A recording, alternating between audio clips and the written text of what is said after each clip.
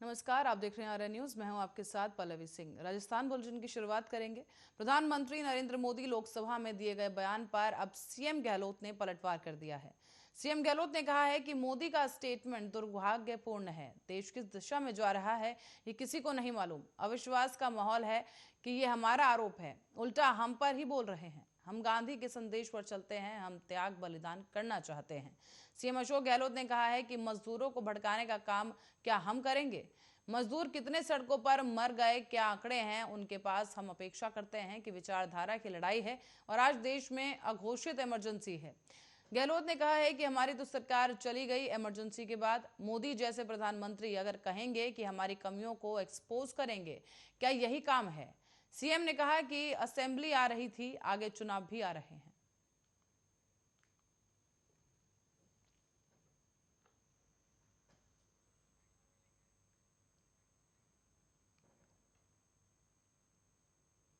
और वहीं हंगामे के बीच जोधपुर नगर निगम उत्तर ने करीब 688.08 करोड़ रुपए का बजट पास कर दिया है।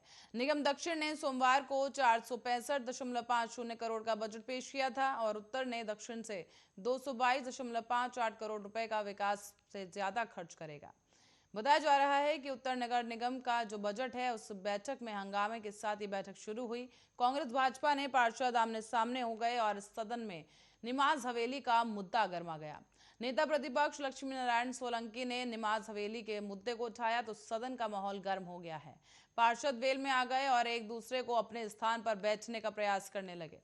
पार्षद शहाबुद्दीन ने जोश दिखाते हुए पार्षदों पर तंज कसा। पार्षद सोलंकी ने निमाज हवेली पर उस पर चल रहे निर्माण कार्य पर रोक लगाकर कमेटी बनाने की मांग की है। इस पर एक सप्ताह में कमेटी बनाने का महापौर कुंती देवी देवड़ा ने आश्वासन दिया है। निर्माण कार्य पर रोक की बात पर भी महापौर बोली कि निर्माण नहीं चल रहा है, जबकि क्षेत्रीय पार्षद वर्तमान स्थिति के पोस्टर लेकर सदन में आए और तस्वीरों में निर्माण कार्य संचालित होने की बात कही गई।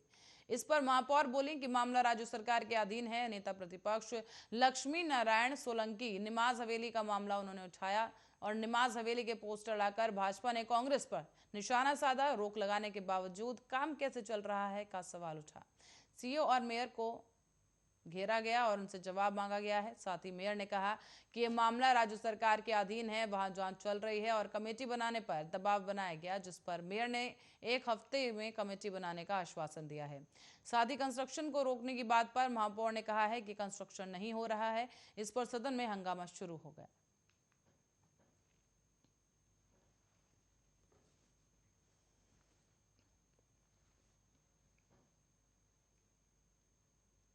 तो वहीं पूर्व डिप्टी सीएम सचिन पायलट ने एक बार फिर से पार्टी के लिए काम करने वाले कार्यकर्ताओं को सरकार में भागीदारी देने की बात उठाई। राजनीतिक नियुक्ति में हो रही देरी पर भी पायलट ने सवाल उठाए। कहा कि मैं बहुत बार बोल चुका हूं, इसे बार बार रिपीट करवाना क्यों चाहते हो? दोबारा इतना कहना चाहता हूं कि मेरी और सबकी व्यक्तिगत राय है कि जिन लोगों ने पार्टी के लिए काम किया है उन्हें पुरस्कृत करना पड़ेगा। पायलट ने यह भी कहा कि हर व्यक्ति को हम मंत्री या बड़े पद नहीं दे सकते, लेकिन उसकी भागीदारी सुनिश्चित कर सकते हैं। कार्यकर्ताओं के अंदर जोश बना रहेगा। साथ ही 19 और 20 महीने के बाद चुनाव होने ही हैं और ये चुनाव जीतना बहुत जरूरी है। 30 साल से यहाँ सरकार रिपीट नहीं हो पाती। भाजपा कांग्रेस का क्रम बना हुआ है और हमें उस परिपाटी उस क्रम को तोड़ना है। सोनिया गांधी और हमने पिछले 2-3 महीने से आप देख रहे होंगे उस दिशा में कुछ सही कदम उठाए। जब 2023 का चुनाव होगा तो इस बार कांग्रेस जीतेगी। सचिन पायलट पहले भी कई बार कार्यकर्ताओं को मान सम्मान देने की बात उठा चुके हैं। एक बार फिर से पायलट ने वही बात उठाई है। पायलट ने इशारों में राजनीतिक नियुक्तियों में हो रही देरी पर सवाल भी उठा दिए। सरकार बने 3 साल से ज्यादा का वक्त हो चुका है, लेकिन ऐसे में कई पद ऐसे हैं जहां पर दूसरी बार नियुक्तियां हो जाती, लेकिन कांग्रेस में खींचतान की वजह से राजनीतिक नियुक्तियों में लगातार देरी हो रही है।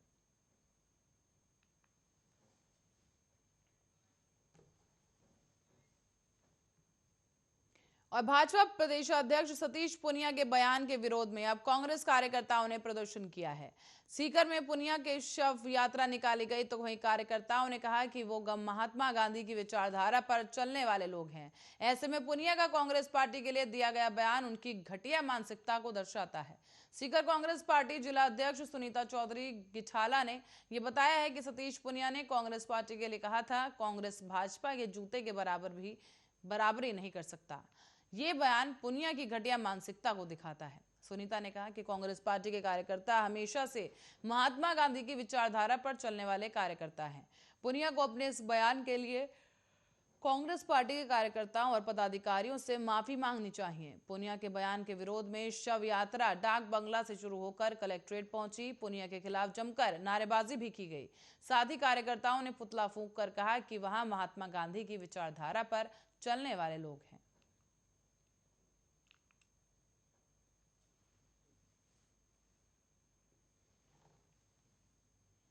और भारतीय जनता पार्टी के प्रदेश अध्यक्ष सतीश पुनिया पर हमले के दोषियों के विरुद्ध अब कार्रवाई करने और रीट पेपर लीक मामले में जांच सीबीआई को सौंपने को लेकर भाजपा प्रदर्शन कर रही है।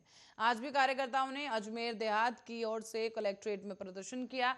साथ ही मुख्यमंत्री अशोक गहलोत का पुतला फूंककर राज्यपाल के नाम ज्ञापन सौंपा गया। भाजपा देहात जिलाध्यक्ष देवीशंकर भूतड़ा ने आरोप लगाया है कि भारतीय जनता पार्टी के कार्यकर्ता राजस्थान में कांग्रेस सरकार के कुशासन और पिछले दिनों हुए रीट परीक्षा की धांधली को लेकर प्रदर्शन कर रहे हैं। पेपर आउट के प्रकरण को लेकर लगातार कार्रवाई की मांग को लेकर किए जा रहे आंदोलन से सरकार बौखला गई है। रीट प्रकरण में सरकार से जुड़े हुए लोग सम्मिलित हैं और इस प्रकरण की सीबीआई जांच करानी चाहिए। साथ ही भाजपा के प्रदेश अध्यक्ष सतीश पुनिया पर हमले करने वाले आरोपियों को तुरंत गिरफ्तार करने की मांग की गई और प्रदेश में इस तरह की घटना यहां की संस्कृति के विरुद्ध है। कांग्रेस और सरकार से जुड़े लोग उद्दंड और हिंसा पर उतारू हो गए हैं और इसे अब भाजपा कतई स्वीकार नहीं करेगी। इनको लेकर राज्यपाल के नाम पर ज्ञापन कलेक्ट्रेट में सौंप दिया गया है।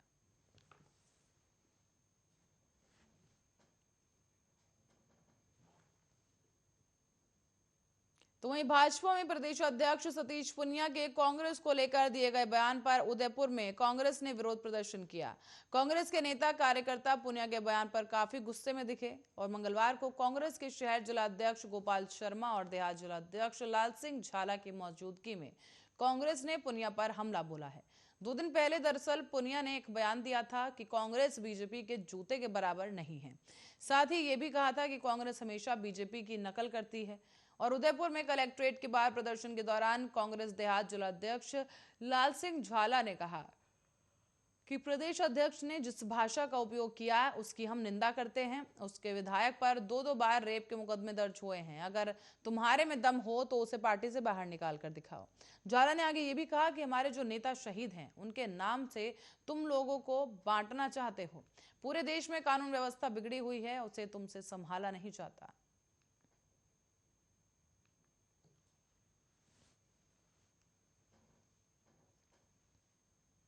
तो वहीं प्रदेश में चल रहे कांग्रेस के चिंतन शिविर को लेकर बीजेपी ने सरकार को आड़े हाथों लिया है। बीजेपी प्रवक्ता और विधायक रामलाल शर्मा ने कांग्रेस के चिंतन शिविर को लेकर कहा कि चिंतन शिविर में प्रदेश के मुखिया इस बात की चिंता जता रहे हैं कि आलाकमान द्वारा करवाए जा रहे एक सर्वे में खुलासा हुआ कि कांग्रेस का एक भी विधायक चुनाव जीतते नजर नहीं आ रहा। इस सर्वे रिपोर्ट पर मुखिया की चिंता बढ़ गई और अब मुखिया आलाकमान को क्या कहेंगे और अजय माकन भी आलाकमान को क्या जवाब देंगे। रामलाल शर्मा ने कहा कि प्रदेश में मासूम बच्चियों के साथ रेप के मामले बढ़े हैं और आरोपी खुले घूम रहे हैं। उन बच्चियों की अंतरात्मा सरकार को बद्दुआ दे रही है। इस सरकार ने प्रदेश के लाखों विद्यार्थियों के सपनों को चकनाचूर करने का काम किया है और प्रदेश में कई किसानों की जमीन नीलाम हो रही है और वो खून के घूंट पीने को मजबूर हैं। राज्य में बेरोजगार कह रहे हैं कि पहले हम बेरोजगारी भत्ता मिलता था, लेकिन इस सरकार ने इतने बैरिकेड लगा दिए कि बेरोजगारी भत्ता मिलना भी बंद हो गया।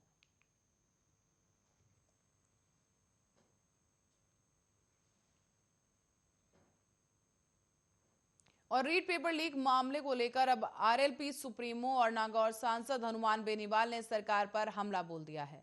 उन्होंने कहा कि रीट के पेपर रीट लेवल 2 एग्जाम को रद्द कर सरकार सीबीआई से जांच से बचने के लिए रास्ता निकाल रही है। सीएम अशोक गहलोत ने इस पूरे मामले में फंस रहे अपने चहीते अधिकारियों और मंत्रियों को बचाने के लिए ये रास्ता अपनाया है। उन्होंने ये भी कहा कि जिनके पास रीट के लेवल 2 एग्जाम करवाने की जिम्मेदारी थी, उन्हीं के पास लेवल 1 करवाने का जिम्मा भी था। ऐसे में ये कैसे संभव है कि लेवल 1 के पेपर में कोई गड़बड़ी नहीं हुई। सांसद बेनीवाल ने कहा है कि पूरे मामले की सीबीआई जांच जरूरी है ताकि पर्दे के पीछे बैठे असली गुनहगार सामने आ सके। राज्य सरकार को अविलंब पूरे मामले की सीबीआई जांच करवानी चाहिए। साथ ही लेवल 2 के साथ लेवल 1 की भी परीक्षा कराने रद्द करने की घोषणा करने की जरूरत है। गौरतलब है कि रीट पेपर लीक मामले में प्रदेश सरकार ने एक दिन पहले ही एक बड़ा फैसला लिया था और कैबिनेट बैठक के बाद सीएम अशोक गहलोत ने रीट लेवल 2 परीक्षा रद्द करने का निर्णय लिया। सीएम ने यह घोषणा करते हुए कहा कि लेवल 1 की परीक्षा निरस्त नहीं होगी। रीट लेवल 1 परीक्षा में पास होने वाले अभ्यर्थियों को मेरिट के आधार पर नियुक्ति दी जाएगी। इन्हें कोई दूसरी परीक्षा अब नहीं देनी होगी। अब रीट में 62,000 भर्तियां होंगी।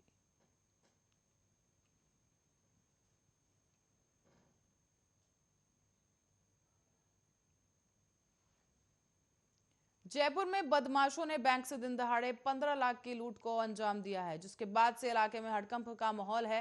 वारदात कमिश्नरेट ऑफिस से महज 1 किलोमीटर की दूरी पर हुई है और मंगलवार की सुबह बैंक खुलते ही दरअसल 2 बदमाश पहुंचे और मैनेजर, कैशियर समेत 8 लोगों को बंधक बना लिया गया। लोगों को बाथरूम में बंद कर दिया गया, तो वहीं एक लुटेरा बैंक के अंदर खड़ा था और दूसरा बाहर खड़ा रहा। 20 मिनट के अंदर सेंट्रल बैंक ऑफ इंडिया में लूटपाट कर दोनों बदमाश फरार हो गए। बाथरूम में बंद लोग शोर मचाने लगे तो बदमाशों ने बाथरूम के गेट पर फायर कर दी और उसे चुप कराया। लूट की वारदात को अंजाम देने के बाद दोनों बदमाश बैंक कर्मचारी की स्कूटी लेकर ही फरार हो गए। बदमाशों के जाने पर बैंक कर्मचारियों ने पुलिस को सूचना दी। पुलिस ने इलाके में नाकाबंदी की, लेकिन फिलहाल पुलिस के हाथ कोई सुराग नहीं लगा है। पुलिस अधिकारी भी मौके पर पहुंचे हैं और पुलिस इलाके में लगे सीसीटीवी कैमरे खंगाल रही है।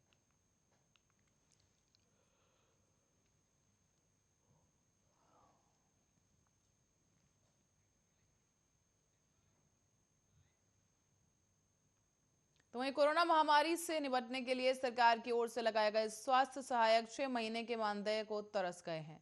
आर्थिक तंगी झेल रहे स्वास्थ्य सहायक आज सड़क पर उतर आए हैं और सीएचए ने बकाया मानदेय मांगते हुए कलेक्ट्रेट के सामने धरना प्रदर्शन किया गया।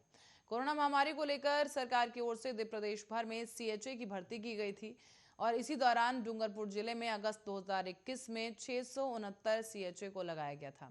सीएचए मयंक जोशी ने बताया है कि स्वास्थ्य विभाग के सभी काम सीएचए करते थे और कोविड में घर घर सर्वे से लेकर स्क्रीनिंग, दवा वितरण, सैंपलिंग और टीकाकरण के काम भी वही कर रहे थे।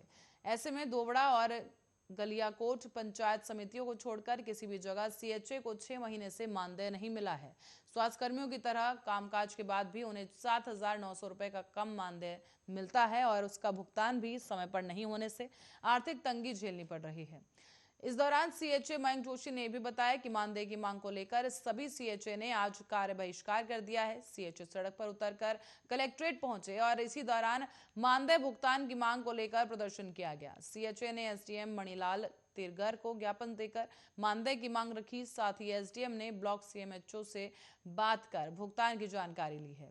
डूंगरपुर शहर का भुगतान नगर परिषद से ब्लॉक के पास आने की बात बताई गई। सीएचए भुगतान मिलने तक कलेक्ट्रेट के सामने पड़ाव डालकर बैठ गए हैं।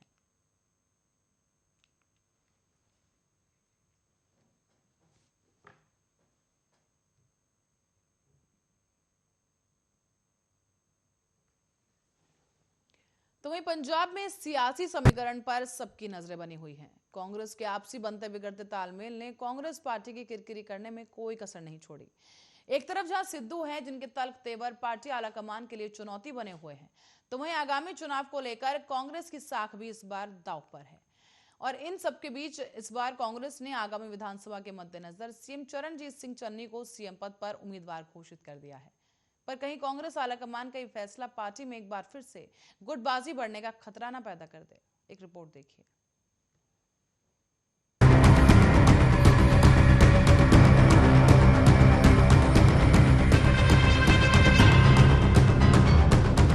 कांग्रेस में मचा सियासी घमासान कुछ हद तक स्थिर होता नजर आ रहा है।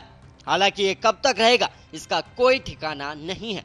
राहुल गांधी ने चरणजीत सिंह चन्नी को गरीब घर का बेटा बताते हुए कांग्रेस की तरफ से मुख्यमंत्री पद का चेहरा घोषित कर दिया है। नवजोत सिंह सिद्धू और सुनील जाखड़ को किनारे करके चन्नी के दलित चेहरे को चुनना कांग्रेस का मास्टर स्ट्रोक माना जा रहा है और इस सियासी चाल का असल परिणाम तो 10 मार्च को आएगा। लेकिन रुझान कुछ ही दिनों में देखने को मिलने लगेंगे। पार्टी में एक बार फिर गुटबाजी बढ़ने का खतरा है। पर कांग्रेस को आखिर मुख्यमंत्री पद का चेहरा क्यों घोषित करना पड़ा? इससे उसे क्या फायदा हो सकता है? मुख्यमंत्री का चेहरा घोषित होने के बाद कौन से बड़े नुकसान हो सकते हैं? सबसे पहले आपको बता दें क्यों सीएम फेस घोषित करना पड़ा। दरअसल आम आदमी पार्टी पहले ही भगवत मान को मुख्यमंत्री का चेहरा घोषित कर चुकी है। अकाली दल ने भी सुखबीर बादल का सीएम चेहरा घोषित कर दिया है। कांग्रेस के लिए एक तरफ से अकाली दल में भी सुखबीर बादल सीएम का चेहरा है।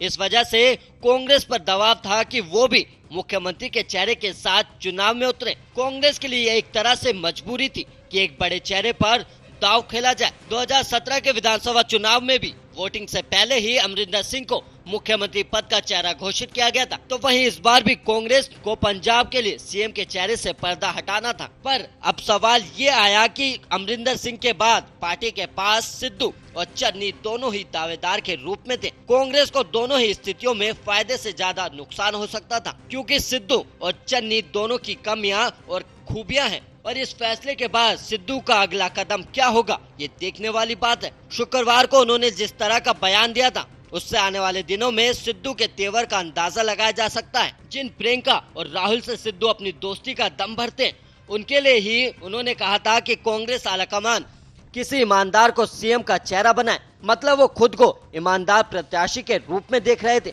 सिद्धू साहब, मेरी तेरे नाल कोई वो नहीं है सांझ, मेरी सांझ तेरी पंजाब मॉडल दी है, तेरे रोड मैप दी है। मैं पहला पॉलिटिशियन देखा जिहदी चमड़ी मोटी है गैंडे वर्गी, जिहड़ा भज्जिया नहीं, जिहड़ा लड़दा रहा। और मैं ये दावा करदा ठोक के कि जिहड़ा पंजाब मॉडल है, इनकम दी जिहड़ी गल है, हरेक चीज़ दी, जिथे होड़ लगदी है I want to be CM, जिथे टैलीविजन चैनल भी कहते हैं कौन बनेगा सीएम, मैं दावा करदा कि मैं पिछले 5 सालों तो एक एजेंडे के उत्ते पहरा दिता, किसी सत्ता ते पहरा नहीं दिता। ਜਿਹੜੇ लोग अज 5 साल बाद सप्पां वांग बिलों चों निकल के आए हैं, ਜਿਹੜੇ उदों ड्रग माफिए नूं माफिया मंगते हुंदे सी, समझदे नहीं, और अज कहंदे ड्रग मुद्दा ही नहीं। नवजोत सिंह सिद्धू ने एक नीतिबद्ध योजनाबद्ध प्लान दिता कि आ पंजाब दी उसारी है, और अगर इस राह दे उत्ते चलदे हैं तो पंजाब उच्चा हुंदा है।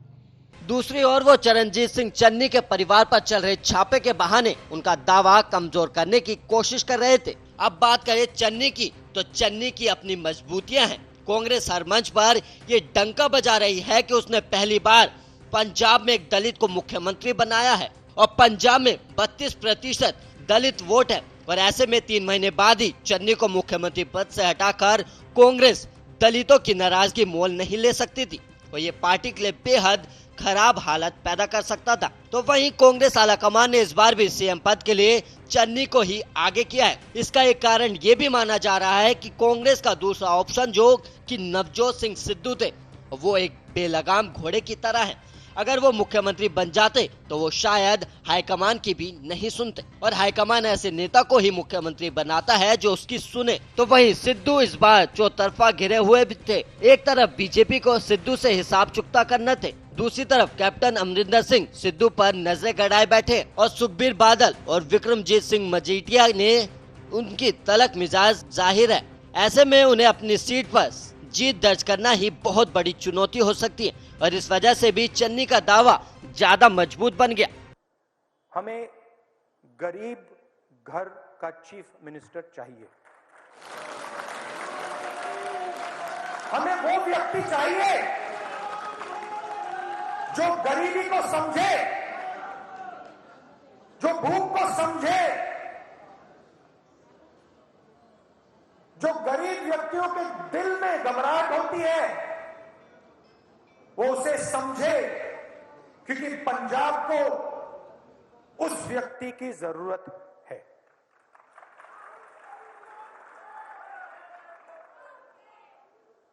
मुश्किल डिसीजन था, आपने आसान बना दिया। पंजाब के chief ministerial candidate Charanjit Singh Channi ji. CM पद के लिए चन्नी के नाम के खुलासे के बाद स्टेज पर सिद्धू खुश तो नजर आए, पर उनके अंदर क्या चल रहा है इसका अंदाजा लगा पाना जरा मुश्किल है, क्योंकि अपने बगावती तेवर और मुंहफट अंदाज के लिए ही सिद्धू जाने जाते हैं।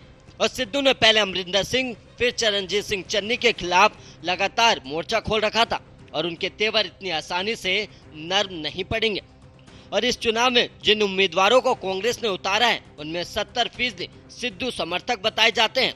और ऐसे में चुनाव नतीजे में अगर सिद्धू समर्थक विधायकों की संख्या बल ज्यादा रहता है तो चन्नी के लिए सरकार चलाना बहुत मुश्किल हो सकता है। और यहाँ तक कि अगर चुनाव नतीजे सिद्धू के पक्ष में रहते हैं तो हो सकता है कि नतीजे के बाद सिद्धू फिर से बगावती हो जाए और चन्नी को सबसे पहले तो सभी विरोधियों के साथ लेने की चुनौती होगी और जाखड़ से लेकर सिद्धू तक सबको साथ लेकर चलना होगा।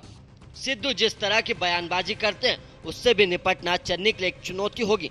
पर यह भी सच है कि जिन दोनों सीटों से चन्नी को पार्टी ने उम्मीदवार बनाया है उन्हें जीतकर खुद को बड़ा नेता साबित करने का मौका भी चन्नी के पास है। ये बहुत बड़ी लड़ाई है जो मैं अकेला नहीं लड़ सकता, पंजाब के लोग लड़ेंगे। ना मेरे पास पैसा है ना इतनी हिम्मत है, हिम्मत भी लोग देंगे और हर कुछ पंजाब के लोग खुद करें।